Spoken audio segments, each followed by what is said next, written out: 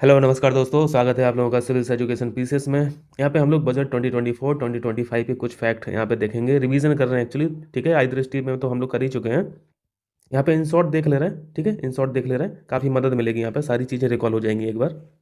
Budget के बारे में हम लोग क्या देखते हैं। बजट शब्द संविधान में तो उल्लेख है नहीं, इसका नाम जो है वो एएफएस के नाम से है, ठीक है। एनुअल फाइनेंशियल स्टेटमेंट आर्टिकल 112 में पढ़ते हैं हम लोग, ठीक है। ध्यान रखना, आर्टिकल 112। और फाइनेंस कमीशन आर्टिकल 280 में देखते हैं। और हमारी फाइनेंस मिनिस्टर कौन है? निर्मला सीतारमण। इन्होंने अभी जो बजट पेश किया है, इस 7वीं बार बजट पेश किया है, ठीक है। तो ये अपने आप में इनकी अचीवमेंट है, ये फर्स्ट। यहाँ पे इनको ये इनकी बहुत बड़ी उपलब्धि भी हो गई है कि इन्होंने, ये पहली महिला बन गई हैं जिन्होंने 7वीं बार बजट पेश किया है, ठीक है। इस बार का जो टाइटल था बजट का वो विकसित भारत था, विकसित भारत। बजट का इस बार देखो मेजर सेक्टर, मतलब जो फोकस रहा है ना, फोकस यहाँ पे जो एरिया रहा है इस बार के बजट का, वो था अन्नदाता, गरीब, युवा और महिलाएं। फार्मर, पुअर, यूथ और वीमेंस। ये चार मेजर क्षेत्र याद रखना, ठीक है। बजट का आकार वेरी वेरी इंपॉर्टेंट। इस बार ये बजट एग्जैक्ट फिगर आपको याद रखना है, 48.2 लाख करोड़। ये 2025 का है। 2024 का अगर कंपेयर करने के लिए पूछे, स्टेटमेंट में पूछे, तो ये लगा देना 45 लाख करोड़। यानी आपको कितना वृद्धि दिख रही है? 3.2 लाख करोड़ की यहाँ पे वृद्धि दिख रही है। 3.2 लाख करोड़ यहाँ पे इंक्रीमेंट है पिछले साल की अपेक्षा।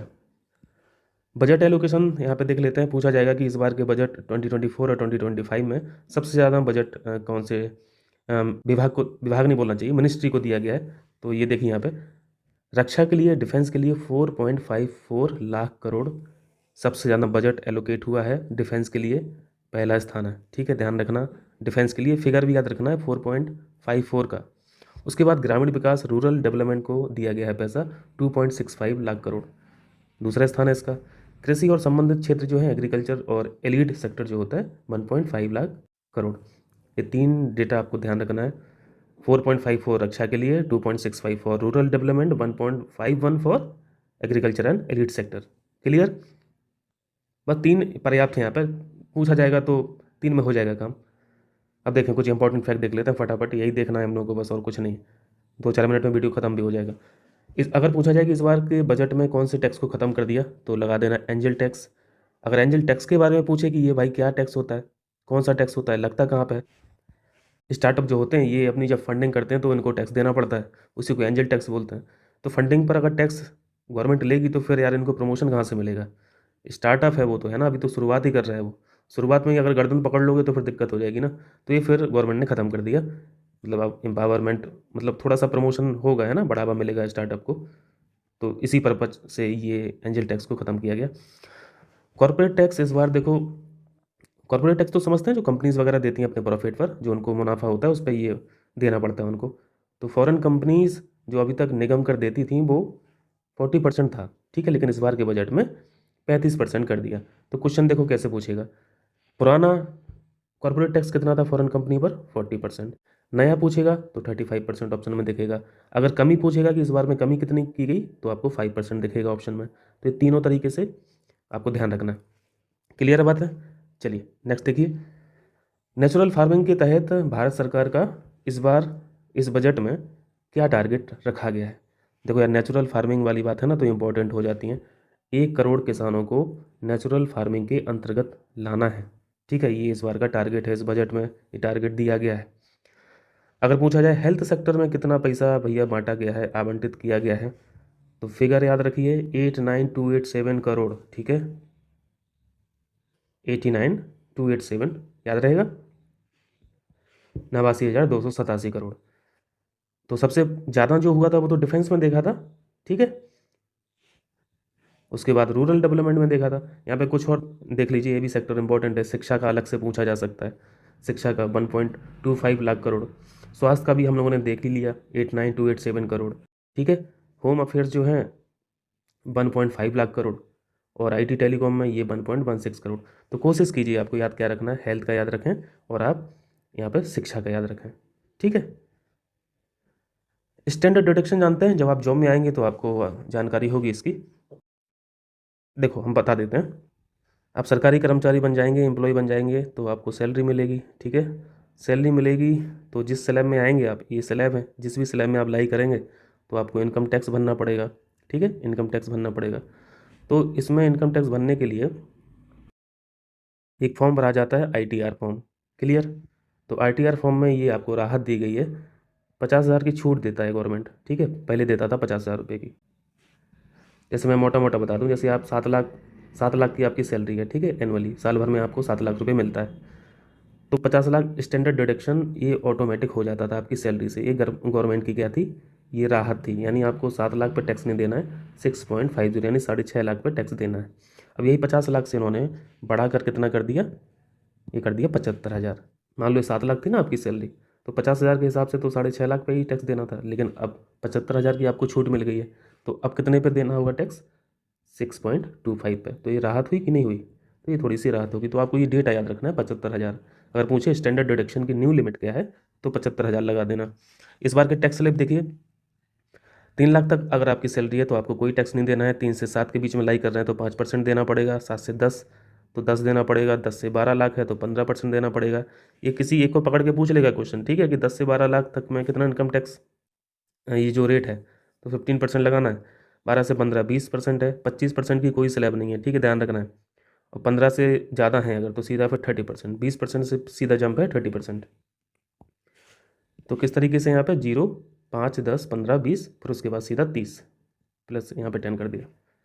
चलिए एक और फैक्ट यहाँ पे, ये इंडिया गवर्नमेंट ऑफ इंडिया का है ना ये डिपार्टमेंट, कौन सा, डाकघर, है ना। तो डाकघर के भी अब भैया अपने अपने यहाँ पे ATM खुल रहे हैं, बैंक भी खुल रहे हैं। तो उन बैंकों को बोलते हैं IPPB, Indian post payment bank. ये डाकघर के बैंक हैं, ठीक है। डाकघर खैर अपने आप में खुद ही बैंक है, लेकिन यहाँ पे ATM भी स्थापित किए जा रहे हैं। तो ये ध्यान रखना, अगर नॉर्थ रीजन में पूछे, नॉर्थ रीजन में, north east, sorry north east है ये, इसको नॉर्थ ईस्ट कर लेना। नॉर्थ ईस्ट रीजन में कितने IPPB की स्थापना की जाएगी, तो लगा देना 100, ठीक है, 100, ये ध्यान रखना है 100 का फिगर। PM मुद्रा के बारे में तो हम लोगों ने सीखा था आय दृष्टि में। कैटेगरी तरुण श्रेणी, इसमें लोन लिमिट बढ़ा दी है। लोन लिमिट हो गई बढ़ के 20 लाख, पहले 10 लाख हुआ करती थी। तो ये डेटा आपसे पूछेगा परीक्षा में, ठीक है। तो पुराना वाला भी याद रखना है और नया वाला भी याद रखना है, 10 भी याद रखना है, 20 भी याद रखना है। इसको लॉन्च किया गया था 2015 में, 2015 की स्कीम है ये, ठीक है। इस बार का फिजिकल डेफिसिट कितना है भाई, ये फिगर याद रखें, 4.9%। राजकोषीय जो घाटा होता है 4.9%। NPS UPS NPS बात्सल, ये 3 स्कीम है अलग अलग, इनके बारे में सीखा ही था अच्छे से, मैं इन शॉर्ट बता दे रहा हूँ। NPS क्या है, ये पेंशन स्कीम होता है, ठीक है, आपकी सैलरी से पैसा कटता है, वो इकट्ठा होता रहता है और रिटायरमेंट के टाइम पे आपको 60-40 के रेशियो में मिलता है, 60-40 के रेशियो में मिलता है। 60% आपको इन कैश मिल जाएगा, आपके खाते में आ जाएगा, और 40% जो भी कॉर्पस रहेगा उसकी आपको पेंशन बना बना देंगे वो हर महीने की। लाख, मान लीजिए 1 करोड़ आपका कॉर्पस इकट्ठा हुआ 60 साल तक, तो 60 लाख आपको मिल जाएगा, ठीक है, तुरंत ही। और बाकी 40 लाख की क्या कर देंगे, ये पेंशन बना देंगे, हर हर महीना मिलेगा फिर, ठीक है। UPS में क्या है, UPS ये मार्केट से लिंक नहीं है, NPS मार्केट से लिंक थी, तो लोगों को डर लगता था। तो गवर्नमेंट ने क्या किया, यहाँ पे UPS में फिक्स इनकम कर दी, सॉरी फिक्स पेंशन कर दी 50,000 रुपये। उसकी कंडीशन है अलग अलग, 25 साल आपकी सर्विस होना चाहिए, उससे कम होगी तो उसी रेशियो में फिर आपकी पेंशन बन जाएगी। क्लियर है? तो ये मार्केट से लिंक नहीं है UPS, इसमें फिक्स अमाउंट कर दिया, तो मार्केट रिस्क जो थी वो यहाँ पे बिल्कुल ख़त्म हो गई है। NPS बात्सल, ये आपके बच्चों के लिए है, ठीक है, बच्चों के लिए है, बच्चियों के लिए है। तो आप अपने बच्चों के लिए भी NPS खाता खोल सकते हैं, पैसा जमा आप करेंगे, ठीक है, जब वो मैच्योर हो जाएगा तो उसके नाम पर ट्रांसफ़र हो जाएगा। क्लियर है? चलिए यहाँ पे देखिए सरकार की कमाई कहाँ कहाँ से होती है। तो पहला स्थान तो उधार से ही है, ठीक है, उधार लेती है गवर्नमेंट, 27% कॉन्ट्रीब्यूशन उधार का ही। दूसरी इनकम होती है सरकार की इनकम टैक्स से, 19% का यहाँ पे हिसाब है। तीसरी इनकम GST कलेक्शन से होती है, 18% का है। और चौथा यहाँ पे निगम कर है। निगम कर एक समय बहुत ऊपर हुआ करता था, है ना, दूसरे नंबर पर हुआ करता था निगम कर, तो ये 17% का बचा है। तो ये डेटा याद रखना है भाई। क्लियर है? अगर पूछा जाए कि सरकार की कमाई सबसे ज़्यादा किस स्रोत से होती है, तो उधार लगा देना। उधार अगर नहीं मिलेगा ऑप्शन में तो आयकर लगा देना। सरकार के खर्चे कहाँ कहाँ पे हो रहे हैं, कमाई देख लिए, खर्चे देखिए, राज्यों की कर में हिस्सेदारी जो होती है उसी में चला जाता है सेंट्रल गवर्नमेंट का पैसा, 21%। ब्याज भुगतान, जो आप लोन लिए थे उस पर ब्याज भी तो देना पड़ेगा ना, तो वो कई करोड़ों में लोन होता है, तो उसका इंटरेस्ट भी फिर करोड़ों में होता है, तो इसका दूसरा स्थान है। सरकार के खर्चों में ब्याज भुगतान 19% का कॉन्ट्रीब्यूशन रखता है। और तीसरा जो है सेंट्रल सेक्टर स्कीम जो है, इस पर भी जाता है 16% का। तो ये मोटा मोटा फिगर याद रखना भाई, ठीक है। चलिए इंडस्ट्रियल पार्क हम लोगों ने सीखा था बढ़िया से भाई, जो मैराथन वीडियो है ना उसको बढ़िया से देख लीजिए एक बार, कुछ छूटेगा नहीं, बहुत अच्छे से हम लोगों ने सीखा है वहाँ पे। 12 स्थापित किए जा रहे हैं इंडस्ट्रियल पार्क। कितने स्थापित किए जा रहे हैं? 12।